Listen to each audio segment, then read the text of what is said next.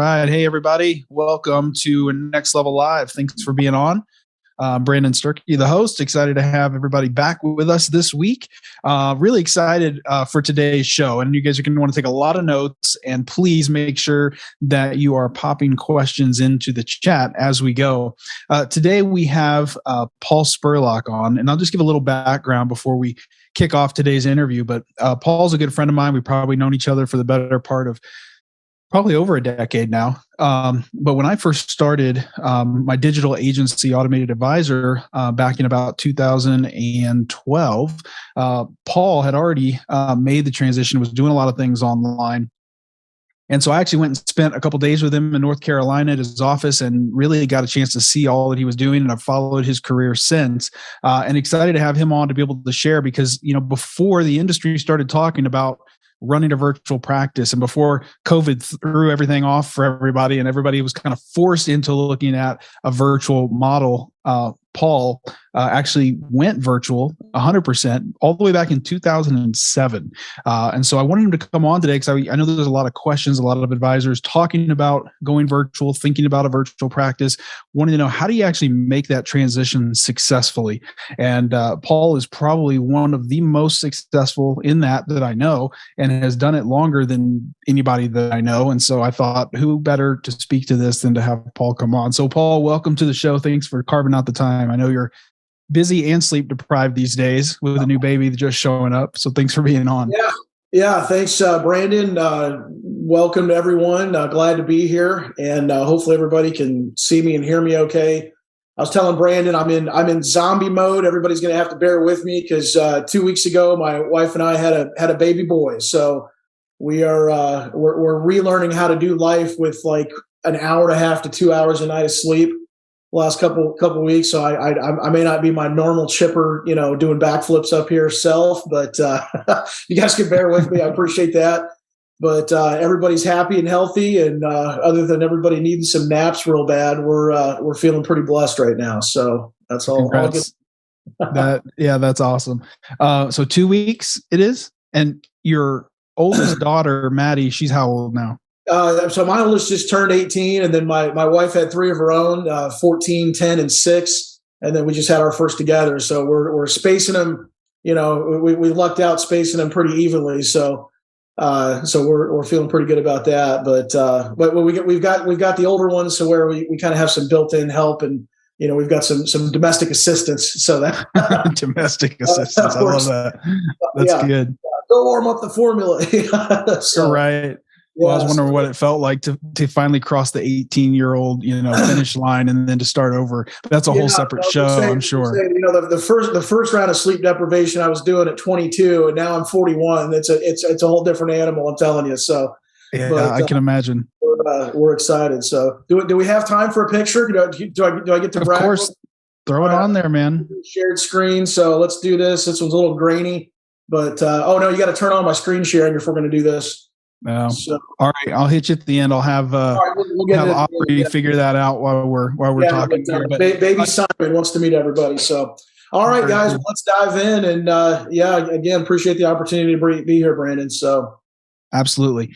So those of you who just joined us, we've got Paul Spurlock on with us, and we're going to be talking this week about making that transition to being a virtual advisor. And I think what everybody will find is whether you plan to become a virtual advisor or want to kind of move that direction or not, one thing that I've also learned about Paul is his sales process is so refined and so well thought out. We even use it internally with our sales team here at Next Level for some training, just because it's so good and it's been refined really in kind of a scientific approach. And so I want to talk about that as well. But I guess before we dive into all of that, Paul, if you would, I know your story, but if you could just share a little bit about what was life like pre-2007, and that'll hopefully lead us up to, because I think one of the things that's interesting about you is when we met and really talked, even before going virtual and doing digital marketing and everything that you do now, you weren't running seminars like everybody else. So how were you running the practice prior to 2007? Yeah, I never really did the dinner seminar route. I was surviving predominantly on Social Security tax reduction postcard direct mail. So I'd have, blocks of 3,000, 5,000, 6,000 postcards go out, you'd have maybe 150, 200 responses. And then it was just, dialing for dollars, just getting on the horn, trying to get as many appointments locally as you could. And obviously the topic is Social Security tax reduction. So, you have no choice but to do just a little bit of a bait and switch, getting in there under that premise and then talking about how annuities might be able to solve that issue. So, just very, very typical run of the mill, you throw enough stuff up against the wall, it'll stick type behaviors, but not a very rewarding process, for anybody that's gone through that or is still doing stuff like that. It's a lot of work. I mean, you're 40, 50 appointments a month. You're driving all over creation, zigzagging back and forth across town. And, you hustle out of one appointment, you drive 35 minutes across town, skip lunch, trying to beat traffic lights and then you get there and you knock on the door, they're not even home, in some cases. So, now you've got an hour and a half to kill, before you got the next one, the other side of town. So you go ahead and drive back that direction. Maybe you got time to stop and, grab a coffee on the way and, you pull up 40 minutes early. So you park around the corner and you open up your laptop, on the steering wheel and you got your, you've got your card deck and you're just dialing, trying to make the best use of your time, trying to get the next one's booked, while you're sitting there twiddling your thumbs for the one that just no-showed you. So it was, it's a labor-intensive process for sure. And, it got to a point even that early on in my career where it was just exhausting. So before we get into how you've gone virtual and kind of all that's come with that, I guess my question is why? Like you were cranking, and I know it was a lot of work as you just described, but I also know you're fairly successful with that model, and you were doing some decent production. So what happened? What was kind of the genesis of you saying to yourself, especially all the way back in 2007, gosh, I got to go online. I got to just move that direction now. Yeah, I mean, I wrote some nice cases off of that, and it paid the bills and kept the lights on. But I think just the analytical nature in me just kept asking questions. Is this really the best way to do things? And I started to realize that there was going to be a volume issue. If I was going to limit myself to my geographical backyard, there's only a finite number of lucrative zip codes that I can mail to, and then when you do mail to that, they recommend that you take a month or two off before you mail again. So, I was aggressive enough with that campaign that I was starting to saturate the marketplace, and that's just me sending out my mailers. That's not counting the fact that, these people are getting all types of correspondence from every other advisor in my neck of the woods doing the same thing or doing dinner seminar invites, that kind of thing. So, I think it kind of dawned on me that, if you want to really scale your practice, there's a couple things that have to happen. And, I'm a big proponent of what I call pay time activities versus non-pay time activities. And, the best mentor I ever had, who I had the privilege of working with early on in my career, helped me delineate between those two priorities. And, 9 to 5 is to be spent, filled up with pay time activities. That means, being in front of prospects, on the phone with prospects, speaking to prospects, not crisscrossing 45 minutes at a time, 25 minutes here, back and forth across town. I mean, you realize there is so much windshield time that you blow on a daily basis where, you can't be on the phone setting the next appointment. You can't be in front of somebody. And, when you're crisscrossing 3 or 4 or 5 appointments across town, half of your 8-hour day is just spent in transit. So, maybe you're lucky to see, you might have 5 or 6 booked in a day. You get 1 or 2 no-shows, you're driving around, it's just not an efficient way to do that. And you're not filling up the most important part of your day with pay time activities. You're spending your time trying to get to the pay time activities, but, prospecting itself, it's really not a pay time activity unless you're on the phone speaking with that individual or on a Zoom call or, face to face, you can still count that. But that's a huge element, and I think that, you can use a formula when you examine your own practice and you can start asking yourself the questions, what is it going to take for me to get to the next level? Well, I've got to spend more of my day on pay time activities and less of the non-pay time activities, and I've got to find more people to talk to. I've got to have more automation. I've got to have an easier way to get in front of a larger volume of people. And when the light bulb first went off for me, Brandon, it was about how can I fill my day with pay time activities while eliminating the non-pay time activities.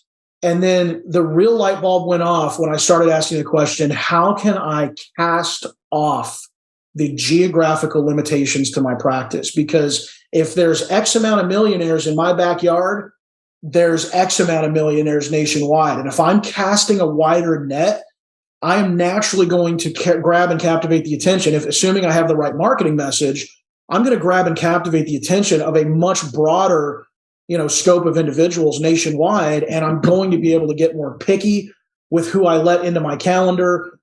I'm going to have a lot more hours a day to work with because I'm not driving across town. I can spend a few of those extra hours now better qualifying the leads that are coming in nationwide and handpicking, cherry picking. I don't want to talk to anybody that doesn't have whatever your number is, right? 500 liquid or two, whatever your number is. You've got the ability to sift through that now because you're casting a much broader net. And, that's going to dovetail into, having the right marketing message, obviously. But I think all of that is sort of the virtual advisory fantasy, if you will, that I think a lot of advisors kind of imagine. I think probably everybody on the call, if you're not doing virtual advisory already, I think everybody can kind of envision themselves, you're sitting in the beach chair and the kids are off playing in the sand and, your spouse is over there hanging out with the little umbrella drink. And, it's like, okay, Mr. Smith, I appreciate that. Okay, perfect. We'll send the apps right over and we got you covered. Thanks again for your business. Take care. We'll talk to you soon. Great. Okay. Bye-bye. Boom. And, you're at the beach and you just bagged a $40,000, $60,000 commission. And, you might have blown $5 or $10,000 on the vacation, but you're going home with 10 times what you spend, and you're doing it with, maybe you're on one or two calls in the morning. Every afternoon, you're out there sticking your feet in the sand. So that's the fantasy, right? And that's doable, by the way. I want to encourage everyone. I've done that, and I say that humbly, but that is possible. The problem is, when you think about that fantasy long enough, I think the question marks of reality start creeping into the advisor's mind. Why are these people going to do business with me over the phone from 4 states away when they could theoretically be talking to an advisor down their street who probably has the same or very similar products or services that I have? Okay. Why are they going to work with me? How am I going to capture their attention? How am I going to get these people to talk to me to begin with? Right. So how am I going to, I got those out of order, I guess. So how am I going to get these people to talk to me to begin with? Where am I going to find them? What am I going to say to them to get them to book a call? How am I going to present a motivating, compelling case for why they should roll their life savings to some guy or some gal on the internet? Why? How can I do that? And that's where I think the typical advisor nowadays is stuck because they see the fantasy. They know there's some advisors out there doing it. Again, guys, I've lived this now. It's been a huge, the blessing of my career to live this model for about the last 15 years exclusively now. It's been years since I've had even a single face-to-face meeting. And even that was not with a brand new prospect. It was with an existing internet client that might have come through town finally. After 3 or 4 years of working with me, maybe they were on the way to the coast or to see the kids or something, and we finally grabbed coffee or breakfast or whatnot. But so the advisors, I think, Brandon, have these question marks in their mind, and that's what our process, that's what the next level process is designed to do, is to remove those question marks and take you from your current situation, which you're not happy with as an advisor, which is I don't have enough people to talk to. I'm not capturing enough people's attention. I'm not offering a compelling enough, plan, even financial concept that is going to cause me to win the business. I don't have the tools to handle the objections before the bombs go off and blow up in my face, and I get 2 or 3 appointments deep only to hear the dreaded, think it over, or, golly gee whiz, Brandon, you sure have given us a lot to think about. Right?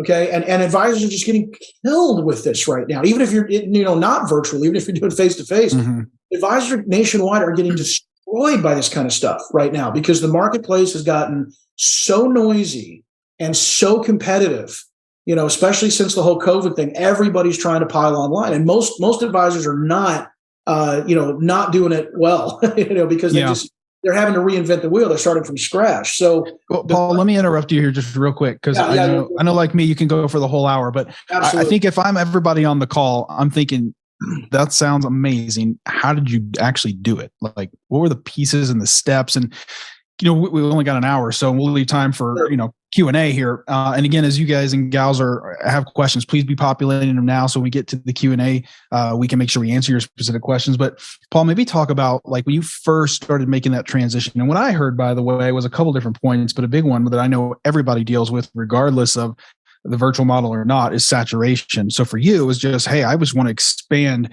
my market opportunity here.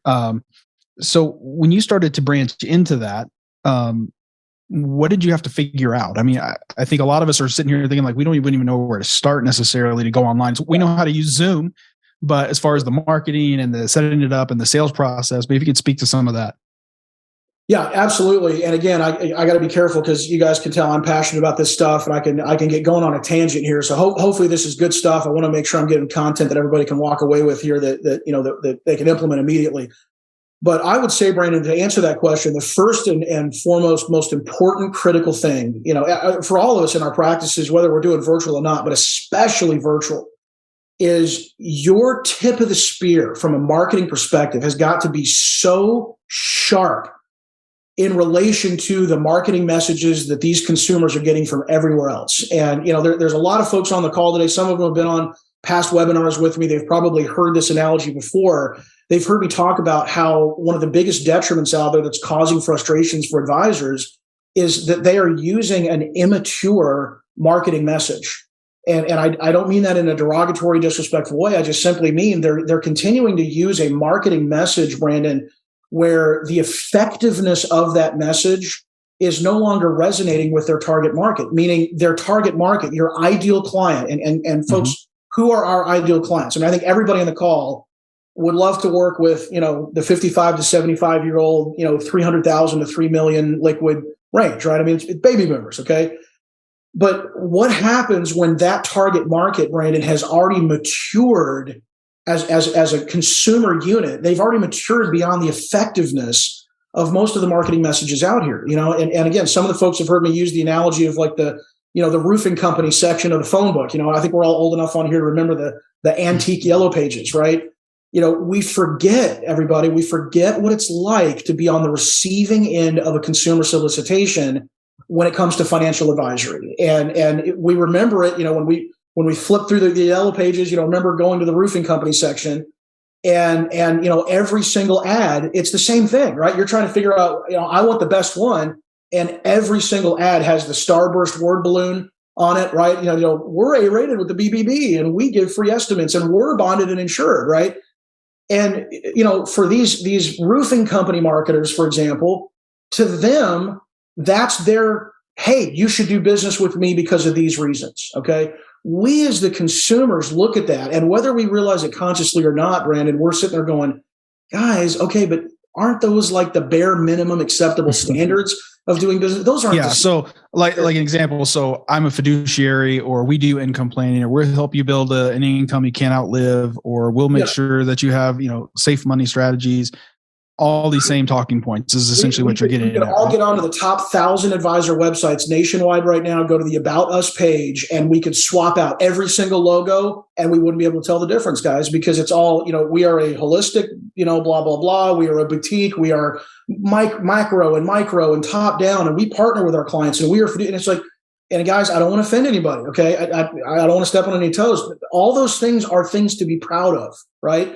That's good, but not at the tip of the spear, because the client has already heard it 1,000 times. It's not grabbing, capturing their attention. So again, for some of you that know me, I do a lot of laddered annuity planning. All right. So instead of me popping up and going, hey, Mr. Smith, oh, you're worried about losing money in the market. Oh, well, I got this great thing called an indexed annuity. And have you heard about this? When the market goes up, you go up. When it goes down, you don't. And you get this lifetime income. And isn't that, well, what do you mean you want to think about it? Hold on. That's exactly what you're asking for, isn't it?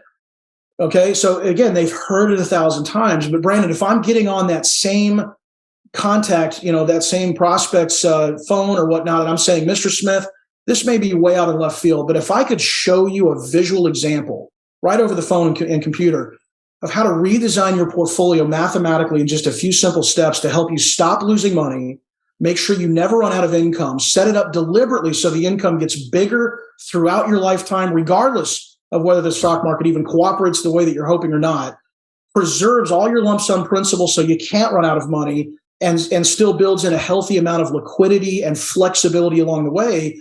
Mr. Smith, does that sound, absolutely ludicrous and way out in left field? Or does that sound legitimately like the type of work that you might genuinely be interested in knowing more about, at least from an educational standpoint?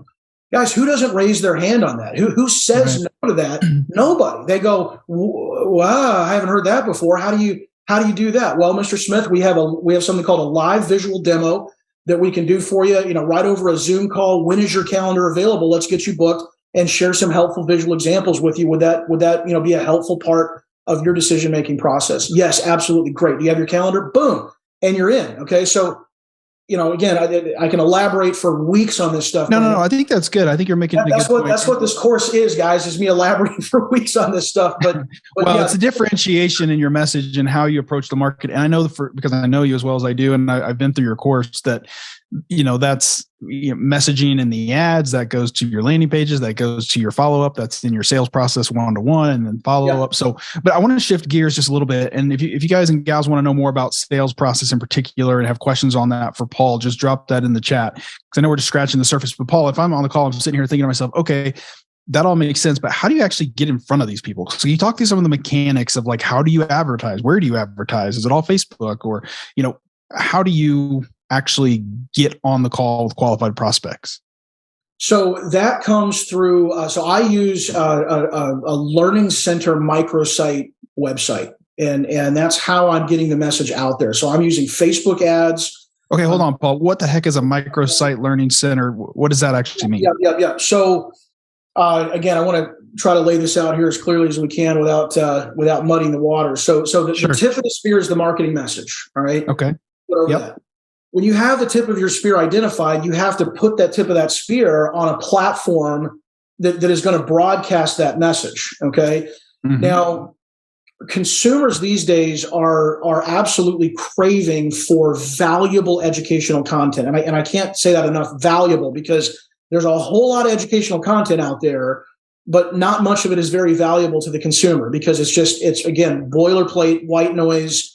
Here's what an annuity is and here's how it works, just as an example, but we're not going to show you all the advanced strategies of how to combine and blend annuities together to get better results than you might from a typical annuity quote kind of stuff, right?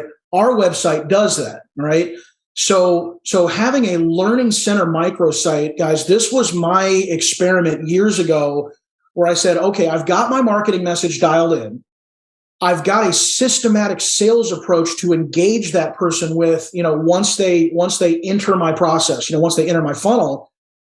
Now my only problem is I need a sales force of 25 Paul Spurlocks underneath me that can now go out there and scale. And, you can't do that. For everybody on the phone here or everybody on the call here, you are your best salesperson, right? So the question becomes, how can we create a sales force that is as good and passionate as you are about, communicating with the public what it is that you do?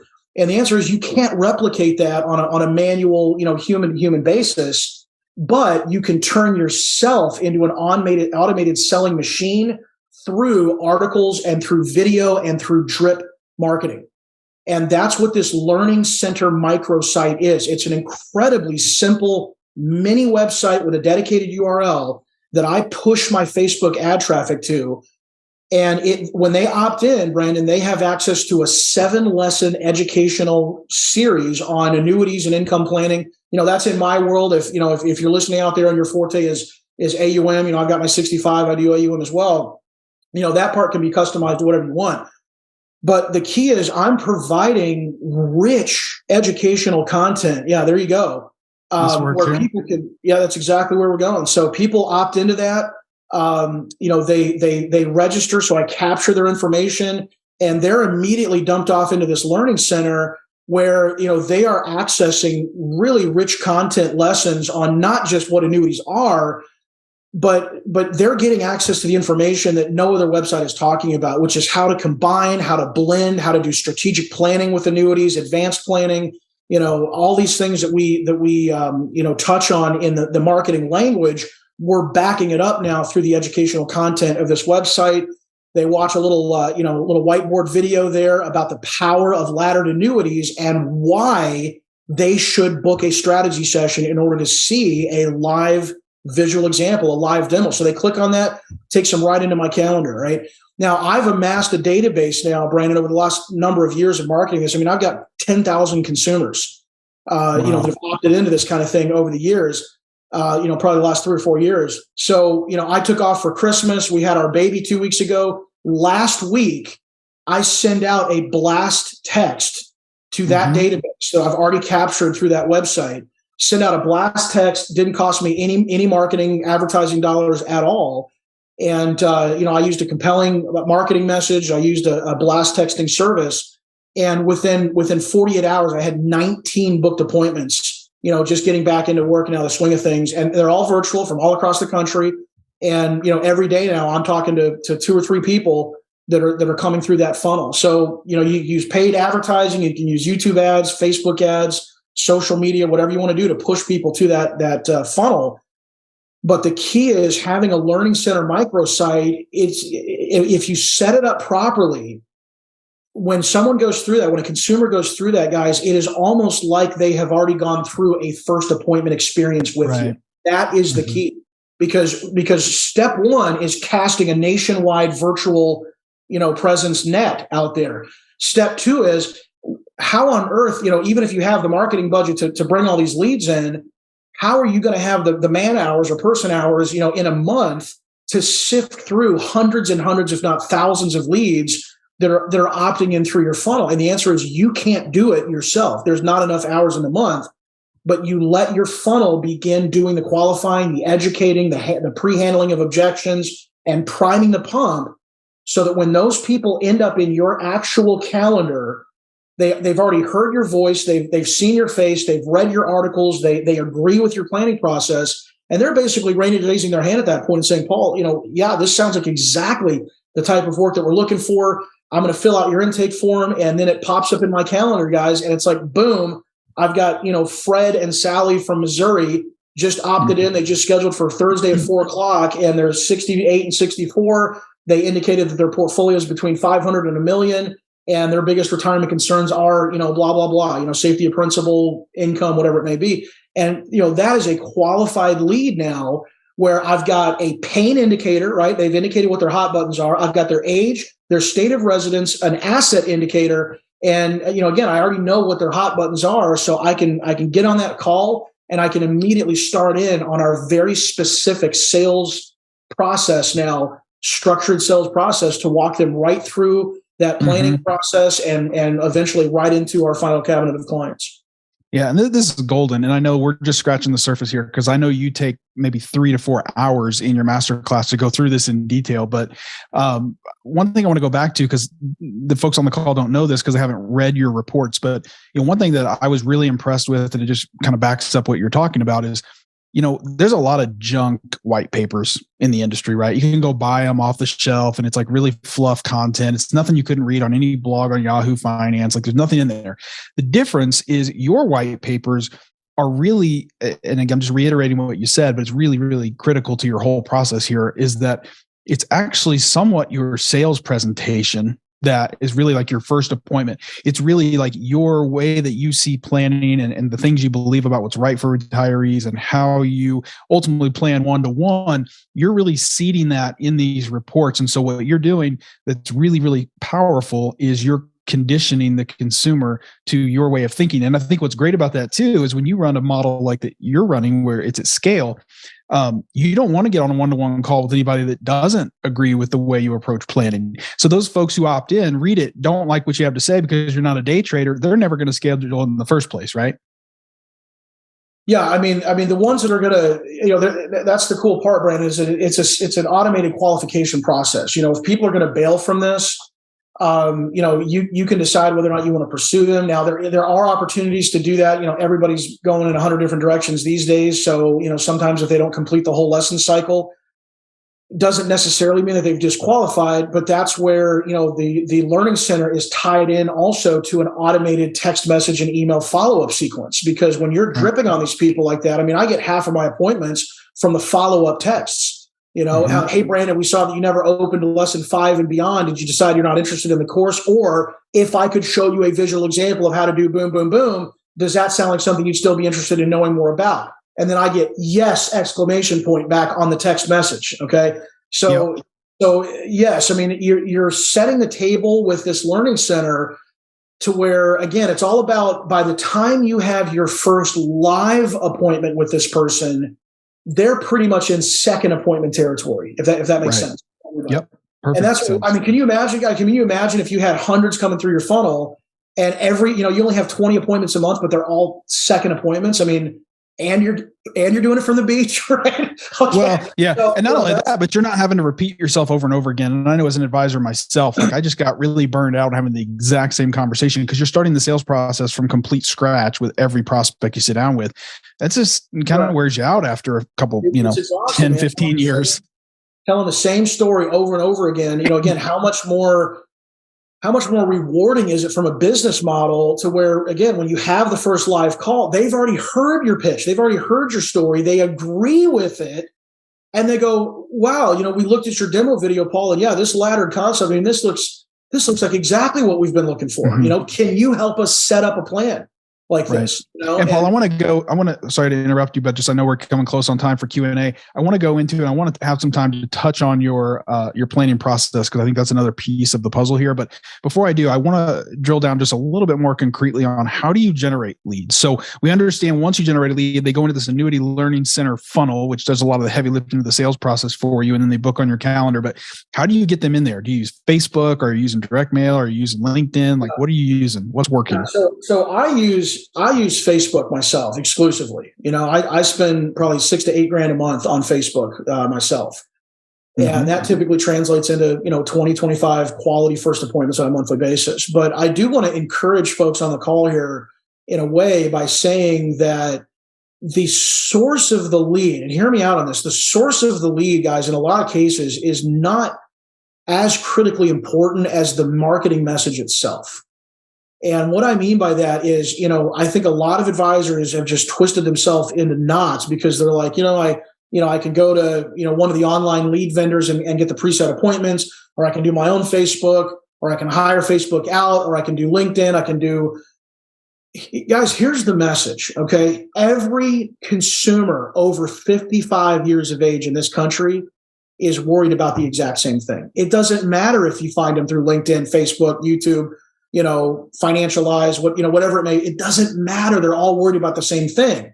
The question is, do you have the ability to grab and captivate their attention? Do you have the ability to move them through a structured, repeatable sales and planning process that you are in total control of?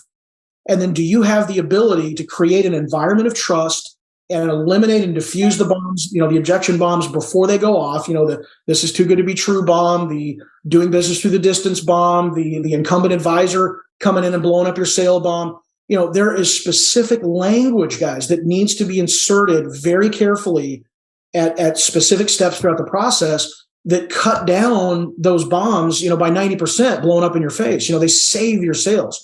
So the source of the lead, Brandon, I use Facebook just because I've gotten it dialed in over time, but I've had text messages go out over LinkedIn with success. I have never, admittedly, actually, this is a project for 2023. I want to start branching into YouTube, because I know YouTube ads are a great opportunity. But, I've got advisors that don't quite have the budget yet to do Facebook, and they're buying Financialize, they're buying Advisor RPM, and they're just paying a couple $100 per appointment. But then they're sending those people to our learning center. They're using our messaging, they're using our software, they're using our sales training, and it's enhancing the results that they're getting, even on leads that they're buying, elsewhere. Right. So it's completely outside of our marketing efforts, but they're taking the right messaging to those leads, and that is making a huge, huge difference. They're closing cases because of it. So. Last question I want to ask you before we open it up for Q&A is, what about the higher net worth, more qualified clients? Does a virtual model, advertising online and all the things we're talking about, can you work with high net worth clients with this as well? Or what kind of clients do you attract? I've got 3 high net worth open cases right now, one for $3.5 million, one for just a shade under $2 million, and one for $9 million. And these are all cases that have come in, off of our marketing message just within the last week or two. So, right, Paul, you see probably, statistically, if everybody's wondering, I see probably 50% of the leads are 500,000 or less liquid.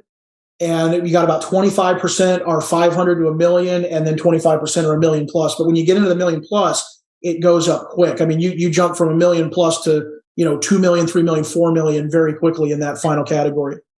So you're telling me, Paul, that folks that are $1 million, 2 million, whatever plus are clicking on a Facebook ad, because I heard you say use Facebook exclusively. You're literally attracting them from a Facebook ad to your learning center, and that's how you're getting in front of those people.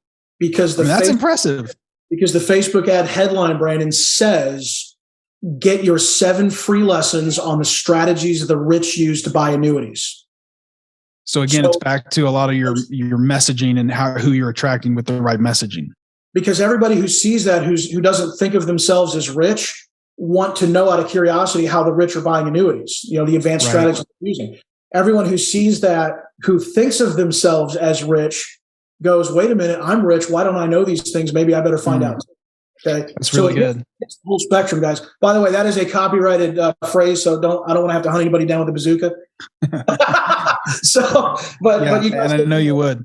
Yeah, you get the point, guys. It's that's great. Again, it's all about the psychology of having the right message at the tip of the marketing spear. And again, everybody over 55 is worried about generally the same things. the $9 million client that I've got in an open case right now took a $1.5 million hit in 2023 or 2022.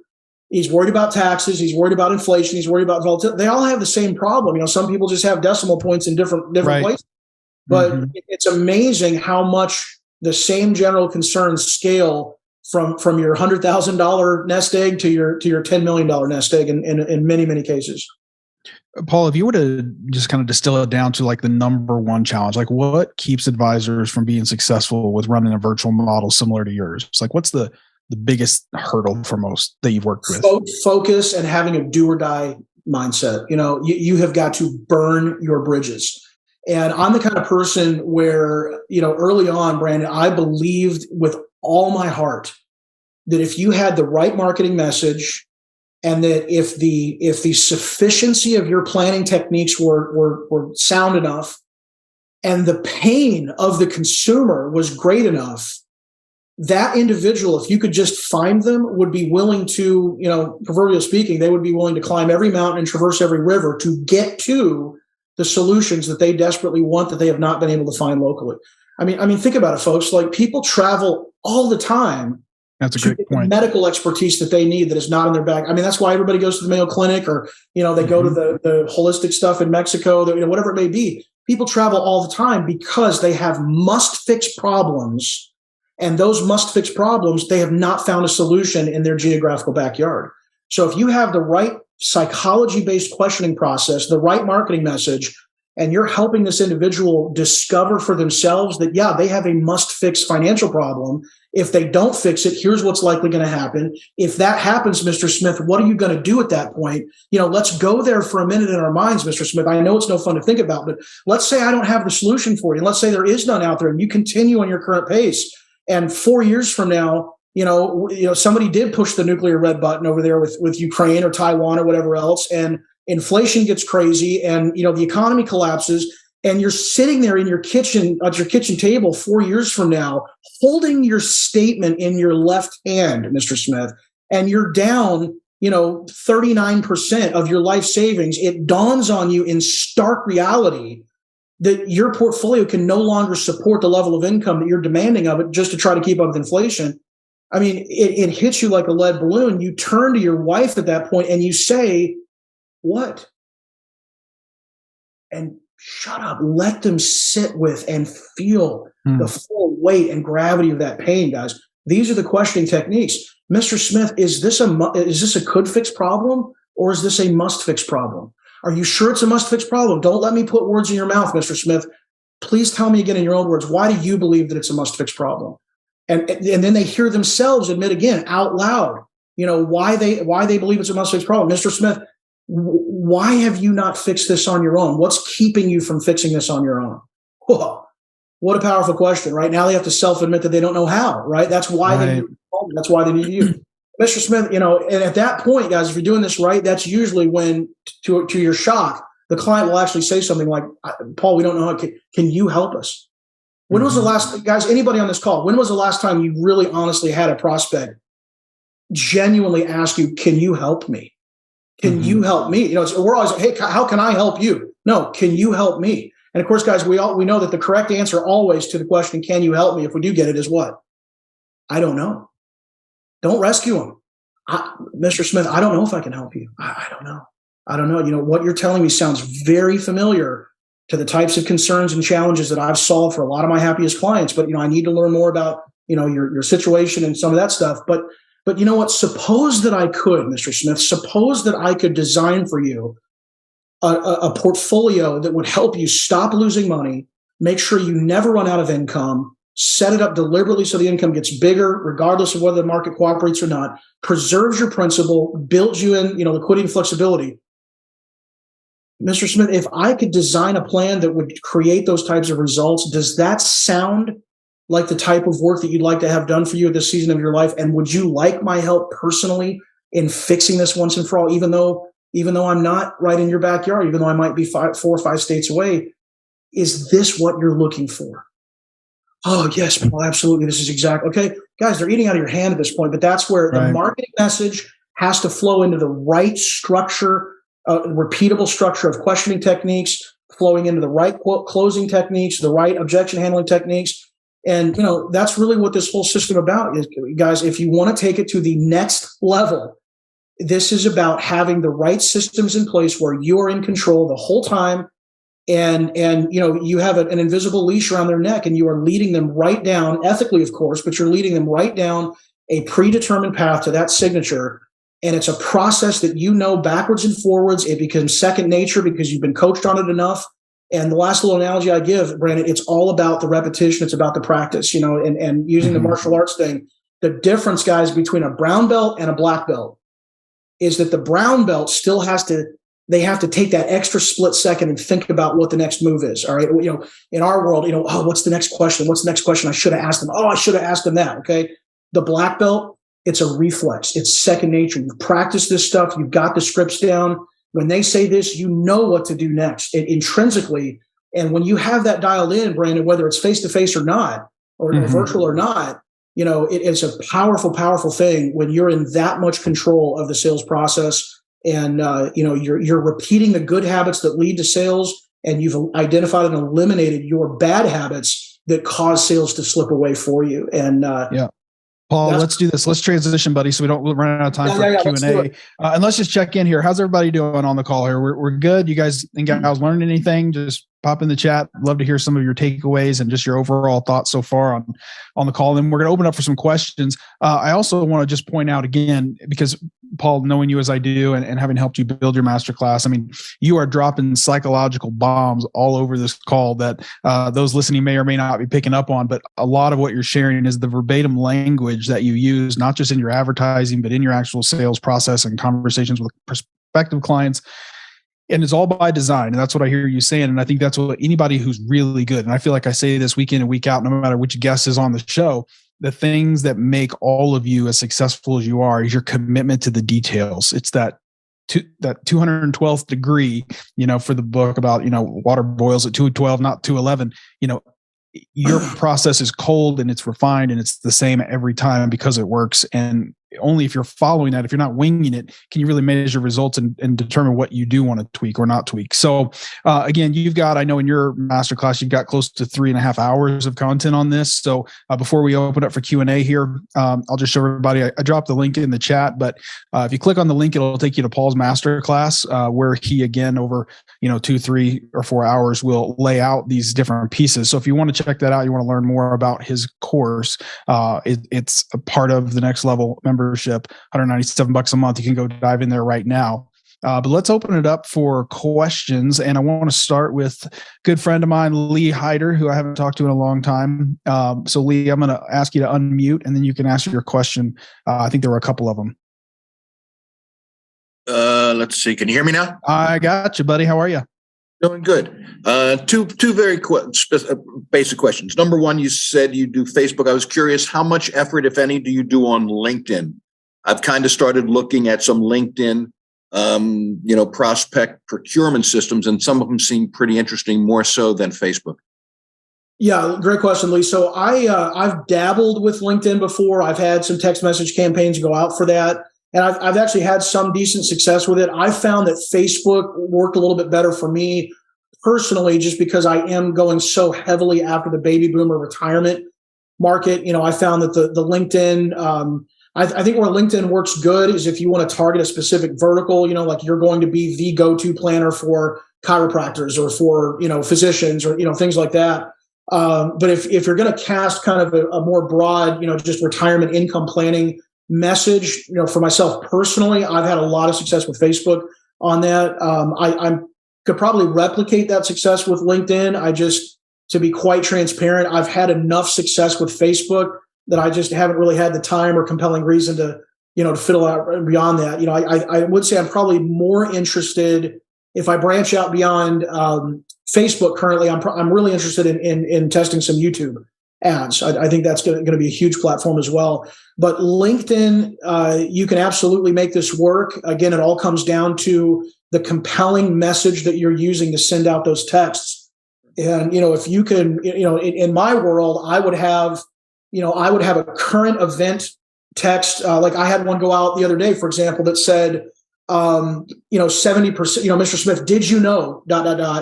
70% of U.S. economists are predicting a deepening recession in 2023. CNBC, these are like bullet points. Now, CNBC just reported that the average retirement account was down 23% in 2022.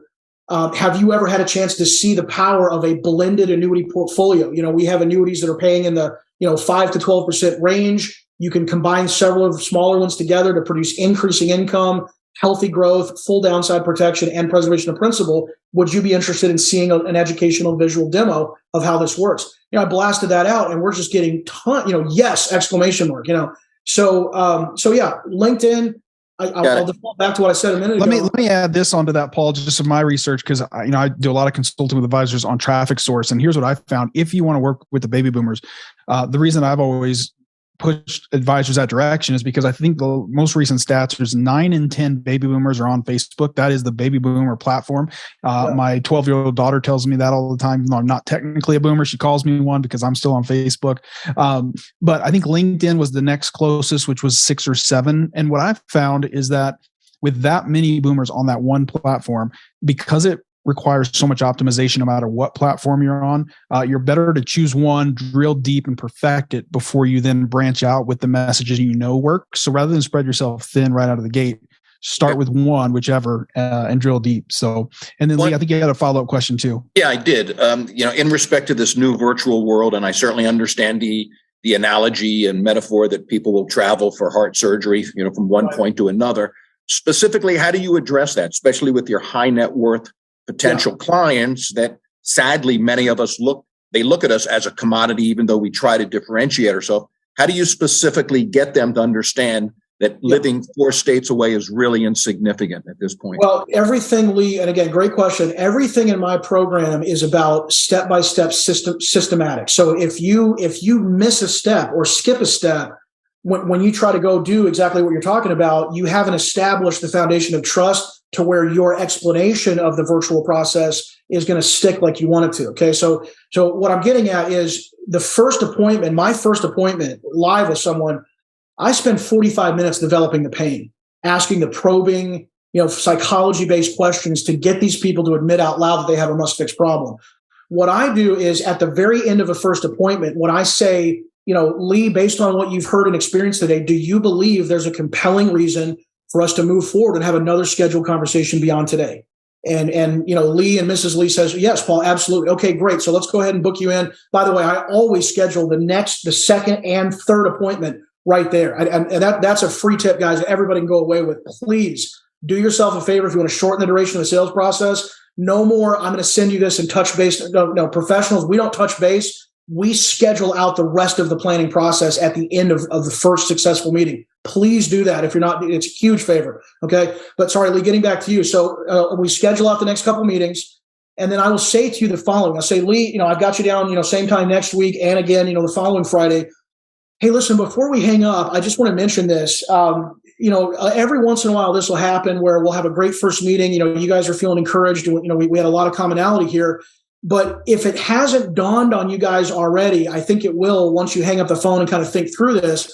At some point, the light bulb's going to go off and you're going to look at each other and go, wait a second, are we really thinking about handing our life savings to some guy on the internet? I'll say that to them and they will laugh. I mean, you say it in a very friendly, kind of a playful way.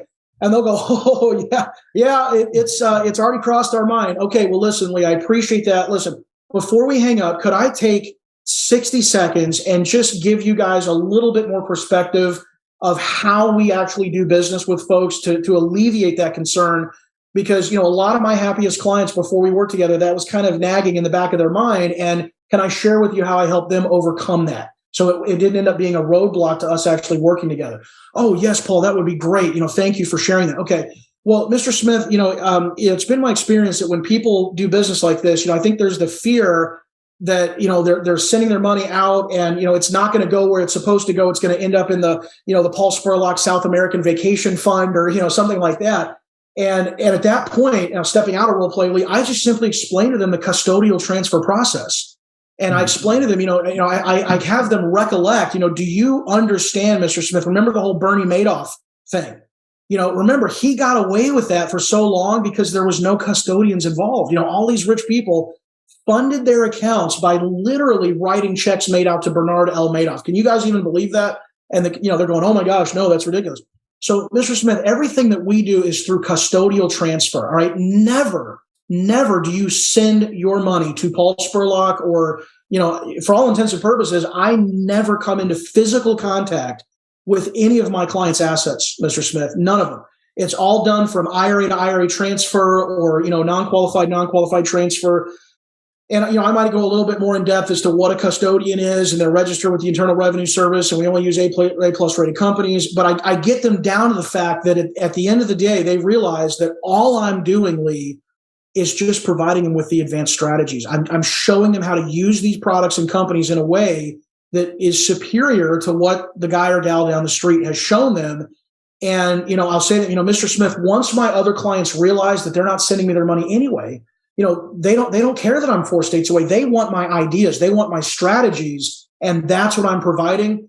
And when they realized that, they realized there was no issue, doing business because, I'm the same quick text message, phone call, email away, or Zoom meeting away as there would be to do that. And then sometimes, depending on the dynamic there, Lee, I might pepper it with a little bit of lasting humor there where I'll say, really the only advantage of being local is if the guy does such a bad job for you, you can actually walk in and physically choke him. And, my intention is I'd like to take better care of you guys than that anyway. And they'll laugh with that, So but that's really it, guys. You explain the custodian, you explain that you're not, touching their funds. You're just providing the ideas. But, that's an example where you insert that at the end of a successful first appointment, and therefore you diffuse that bomb before it goes off. Because if you don't do that, you got the second and third appointment scheduled. You go to email and the rest of the fact finder, and you don't hear from him for 3 or 4 days. You reach out to him again. Yeah, I think we're going to hold off on this next appointment. We're just going to stick with somebody local, because it festered, and you weren't there to coach them through that objection. Okay, right. So that's the key. But Lee, let me know if that makes sense. If that answers your question. Yeah, that's great, Paul. And I got a question in here that I wanted you to address too, because so much of what you do is so refined, and the language is. I look so rested in that picture, man. Well, that was pre the fifth kid. I guess the question is, because your language is so refined, if they enroll in your master class here to learn more, are they allowed to use it, like in their practice? Like it's copywritten to where they can't actually say the thing you're saying? The key with all this content, guys, is your membership in this program is what gives you, the licensing access to utilize this. I mean, once you learn these techniques, they are your techniques and they belong to you. But that's the purpose of this coaching process, is that, I want to arm you. And that's one of the first things you get is access to my entire library of downloadable scripts and cheat sheets and so forth. So for, any of you out there that are finding value in the actual verbiage and language that you're hearing me use, every bit of this stuff, guys, is in PDF download, and you print this stuff off, you stick it in a laminated binder, you got your cheat sheet binder. And guys, by the way, the beauty of doing this virtually is you can have your crap, spread out all in front of you, and they never know the difference, so you don't have to have this. That's a good point. I do this stuff in my sleep, but you do not have to have this committed to memory. You have it in your little laminated sheets and your, print you out like an appointment handbook, and you got all your material right in front of you there, and they don't know the difference. And it's just, you're going right through it. You're saying what needs to be said. You're checking the boxes, and then, wash, rinse, repeat. You're doing the same thing over and over and over again. So I designed a coaching program, guys, in a way that the moment that you get access to it, you can download this stuff and start benefiting from the value and the power of these techniques the very next time that you pick up the phone, because it's right in front of you. Hey, Paul, we got time for one more question before we got to jump here. So I'm going to ask Mark Shelby to unmute and come on with us. He had a question more specific to marketing budget. Mark, if you're available to hop on and ask your question.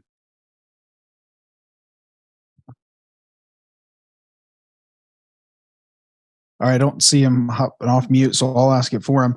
His question was, is there like a specific budget that you need or is required for like the Facebook advertising or however you're advertising that you typically recommend for advisors? I find that the sweet spot for that, Brandon, is truly like a $150, $200 a day budget. So, I mean, at 30 days a month, you're looking at about $4,500 to $6,000. That's going to get you 20 to 25 or more quality first appointments in most cases. Paul, okay, stop. Because I got it. But look, you do the math on that, and I haven't done it yet, but I probably should do this before I say this. But what is that, like $250 to $300 an appointment? Yeah. Because most advisors I talk to are $750 to $1,000 an appointment with traditional seminar. Seminar leads and all that.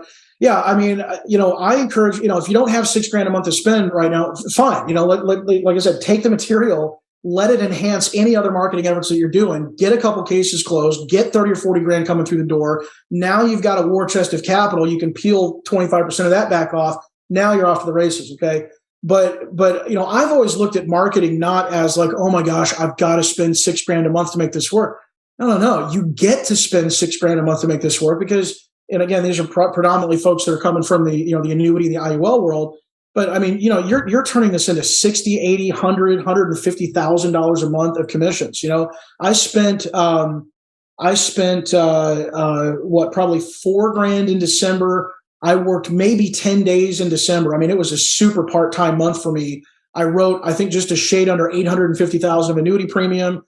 So that's, 55, 60 grand, something like that in December, working less than part-time, took time off for the holidays. We had our baby, and that was, who doesn't want to stand in front of a machine and plug in $4 to $6 grand and pull out, 60 to 80 grand. And so, because I know once you're doing that successfully, Paul, I know going back, you don't like to talk about some of the bigger numbers, but you did scale it up to $30,000 or $40,000 a month of ad spend because you were turning that into, I think your biggest month was what, like $300,000 of commission in 1 month? Yeah, the biggest one, my record was actually, I think it was like 417 in 1 month. That was about a $30,000 ad spend. But yeah, and that was actually the only case I closed that month, but it was a $4.5 million premium. That was back in the glory days when it was like with the bumps, it was like 9% or something like that. Right. It was just insane. But yeah, it was like over 400 grand in a day. But I think it's a good point. Start small, optimize, test, get it refined. Don't scale until it's working and it's working profitably. So, all right, we got to wrap the call. But if there were any other questions, you guys can pop them in. I'll try to forward them to Paul and he can get back to you. But Paul, thank you for coming on. Thanks for not holding back, sharing so much, just done tons and tons of great content.